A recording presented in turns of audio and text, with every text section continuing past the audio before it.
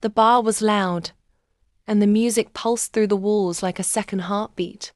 I stood near the counter, drink in hand, watching them laugh, him and her. My jaw clenched every time she touched his arm or threw her head back at one of his jokes. I had seen enough. This night wasn't going to end the way he thought. He had always been the charming one, the one people gravitated towards.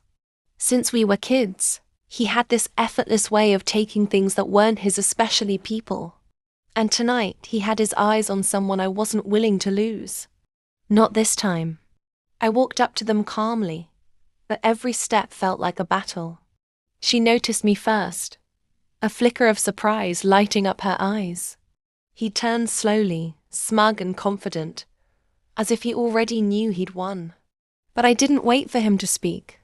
"She's coming with me tonight, not you," I said clearly, each word slicing through the tension between us. For a second, no one moved. Then she stood up without saying anything and walked over to my side. His face froze in disbelief. We left the bar quickly.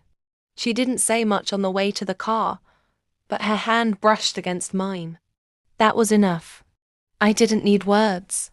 The night was cold, but the silence between us felt warm, filled with quiet understanding.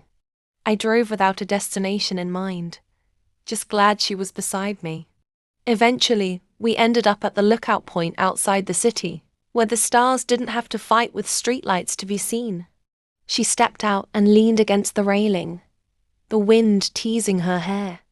I stood beside her, unsure of what to say. But again, she spoke first. "You really meant that back there?"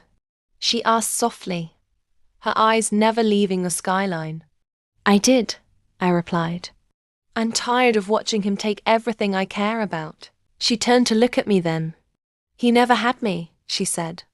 "You just never asked." We talked until the sky turned from black to grey, and the first hints of dawn painted the horizon. There was laughter, vulnerability, and moments where our fingers met and lingered. It wasn't perfect, but it was real, more real than anything I'd felt in years. He woke up alone, of course. I imagined his confusion, the storm of thoughts racing through his head. He had always been the one who won, but not this time. This time, he had to taste what it felt like to be left behind. He called, messaged, even showed up at my place later that day. I didn't answer. She didn't want to talk to him either. The look on his face was priceless, shocked, betrayed, and utterly confused. He hadn't expected her to choose anyone but him. But she did. And it wasn't about revenge. It wasn't even about competition. It was about finally claiming something genuine in a world full of games. And as the sun set that evening, I realized it wasn't just about winning her. It was about finding the courage to finally fight for what mattered.